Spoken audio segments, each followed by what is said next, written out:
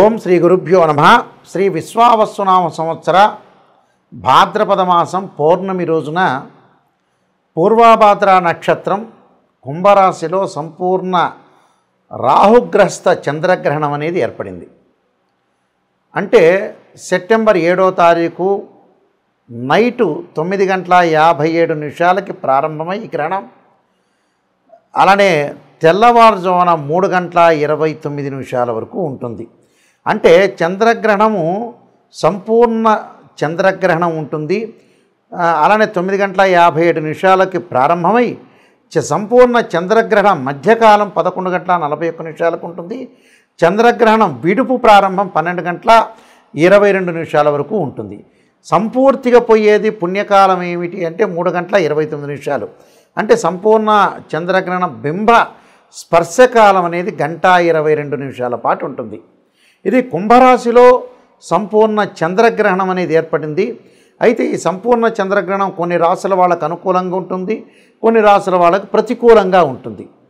అంటే ప్రతికూలంగా ఉన్నది ఏమిటి అంటే మనకి 7వ తారీఖు రాత్రి నుంచి ప్రారంభమై 8వ తారీఖు తెల్లవారుజామున వరకు ఉంటుంది. ఆదివారం రోజున ప్రారంభమై తెల్లవారితే సోమవారం వరకు ఉంటుంది. ఇక్కడ ఈ గ్రహణం అనేది కొన్ని రాశుల వాళ్ళకి సుఫలితాలను ఇస్తుంది. ఆ సుఫలితాలను ఎవరికంటే మేషము, ధనస్సు, వృషభము, కన్యా రాశుల వాళ్ళకి సుఫలితాలను ఇస్తుంది. ఈ నలుగురికి కూడా అదృష్ట రాజయోగం కలిసి వచ్చే అవకాశం అనేది బాగా ఎక్కువగా ఉంటుంది. కుంభరాశి, వృశ్చిక రాశి, కర్కాటకము, మీనం వాళ్ళకి దోషంగా ఉంటుంది. అలానే మకరము, తుల, సింహము, మిథున రాశి వాళ్ళకి మధ్య రకమైన ఫలితాలు వస్తాయి. అయితే శుభాలు కొంతమందికి శుభాలు, కొంతమందికి అశుభాలు, కొంతమందికి మధ్య రకంగా ఉంటుంది.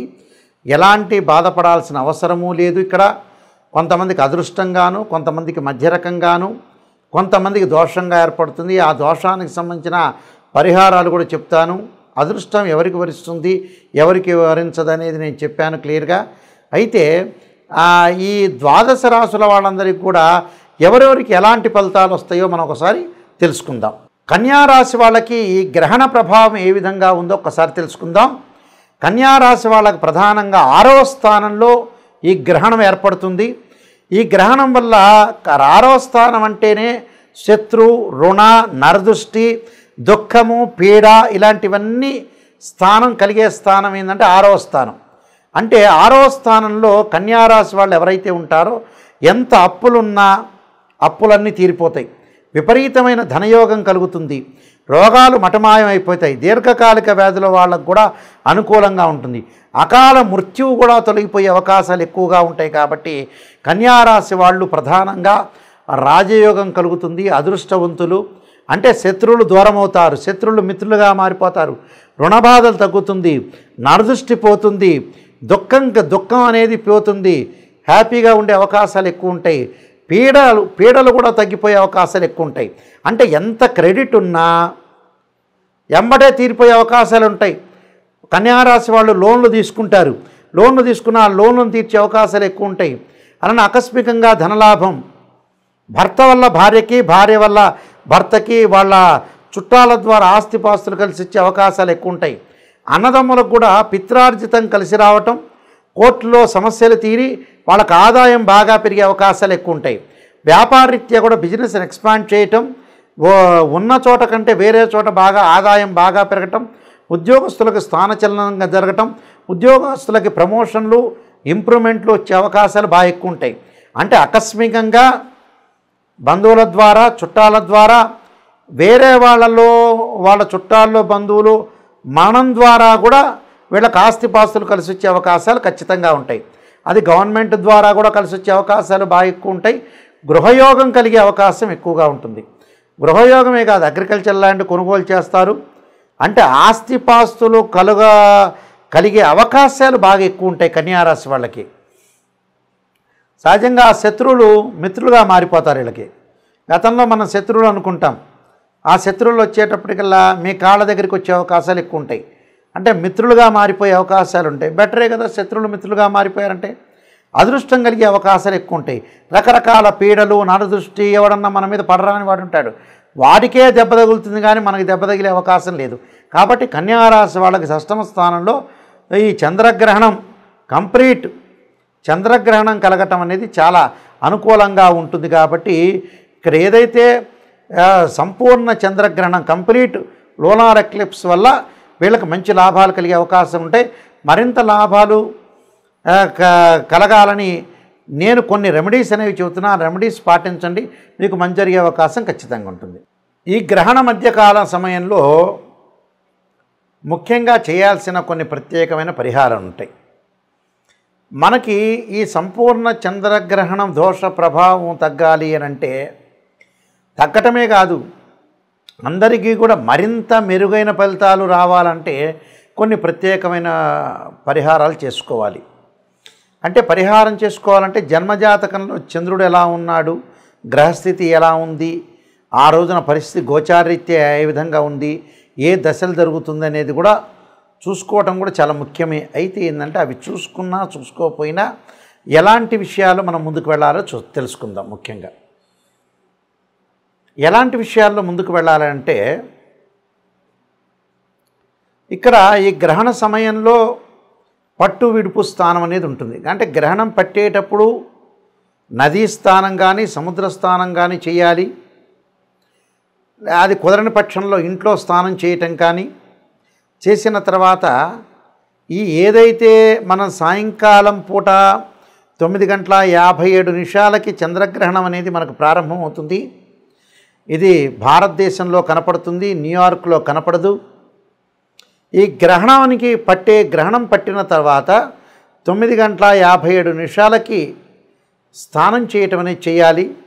అలానే విడుపు స్థానం అంటారు. రాత్రి 12:22 విడుపు స్థానం అంటారు. అంటే విడుపు స్థానం అంటే ముగింపు చివరికి ఎప్పుడు ముగింపు అవుతుందంటే 1:26 ముగింపు అవుతుంది. అంటే 1:26 స్నానం చేయాలి. అంటే 9:57 ఒక స్థానం, 1:26 ముగింపు స్నానం చేయాలి. చేసిన తర్వాత ఇక్కడ ఓం నమః శివాయ పంచాక్షరి చేసుకోవటం, ఆ గ్రహణ సమయ కాలంలో జపం చేసుకోవాలి. ఎప్పుడు కూడా గ్రహణ సమయ కాలంలోనే జపం చేయాలి. ఎలాంటి జపం చేయాలి? ఓం నమః శివాయ పంచాక్షరి, అలానే ఓం నమః శివాయ పంచాక్షరితో పాటు రుద్రగాయత్రి మంత్రం తత్పురుషాయ విద్యే మహాదేవాయ ధీమహి తన్నో రుద్ర ప్రచోదయాత్ అనే మంత్రాన్ని చక్కగా చదువుకోవటం, ఓం నమో నారాయణాయ నమః అనే మంత్రాన్ని చదువుకోవటం, రాహుగ్రస్తమైన చంద్రగ్రహణం ఏర్పడటం వల్ల తప్పకుండా చేయాల్సింది ఏంటంటే సుబ్రహ్మణ్య స్వామి యొక్క ఆరాధన. తత్పురుషాయ విద్యే మహాసేనాయ ధీమహి తన్నో షణ్ముఖ ప్రచోదయాత్, నాగరాజాయ విద్యే పృథ్వీధరాయ ధీమహి తన్నో సర్ప ప్రచోదయాత్ అనే మంత్రాన్ని కూడా చదువుకోవాలి. చక్కగా దర్భాసనం మీద కూర్చొని రుద్రాక్షమాలతోటి ఏ మంత్రం రాకపోయినా ఓం నమః శివాయ అనే పంచాక్షరి మంత్రాన్ని చదువుకోవటం వల్ల అన్ని రకాల సమస్యలు తొలగిపోతాయని అర్థం. అంటే సర్వదోషాలు ఉన్న వాళ్ళకి, ఎందుకంటే గ్రహణ ప్రభావం అనేది ఎలా ఉంటుందని అంటే ఏదైతే గ్రహణం అనేది ఏర్పడిందో చంద్రగ్రహణం మళ్ళీ చాలా కాలం పాటు ఆ చంద్రగ్రహణం యొక్క ప్రభావం అనేది ఒకటి ఉంటుంది. మినిమంగా మనకు శాస్త్రంలో చెప్పినట్టుగా 3 నెలల పాటు ఆ గ్రహణ ప్రభావం ఉంటుంది. కాబట్టి 3 నెలల తర్వాత ఆ గ్రహణ ప్రభావం తగ్గుతుంది అని అర్థం. ఈ 3 నెలల పాటు ఉన్న గ్రహణ ప్రభావం ఎవరికైతే ఉంటుందో వాళ్ళందరూ కూడా ఖచ్చితంగా గ్రహణ సమయంలో జపం చేయటం చాలా ఇంపార్టెంట్. అలానే గాయత్రి మంత్ర జపం చేయటం కూడా చాలా చాలా మంచిది. అంటే జపం వల్ల ఏమవుతుందంటే మనకు మోక్ష మార్గం, జపం వల్ల జాతకపరంగా ఉండే దోషాలు తొలగిపోతాయని శాస్త్రంలో చెప్పారు. ఆ జప సమయంలో ఓం నమః శివాయ ఒక్కసారి పంచాక్షరి చేసినా అది 1000 రెట్ల ఫలితం ఇస్తుందని శాస్త్రంలో చెప్పారు. కాబట్టి ఖచ్చితంగా గ్రహణ సమయంలో భగవంతుడి యొక్క ఆరాధన చేయటం వల్ల చాలా మంచి జరిగే అవకాశాలు ఎక్కువగా ఉంటాయి. కాబట్టి గ్రహణ సమయంలో కార్యక్రమాలన్నీ కూడా మనం భగవంతుడి యొక్క ఆరాధన చేయటం చాలా మంచిది. ఆరాధనతో పాటు చాలామంది కూడా ఈ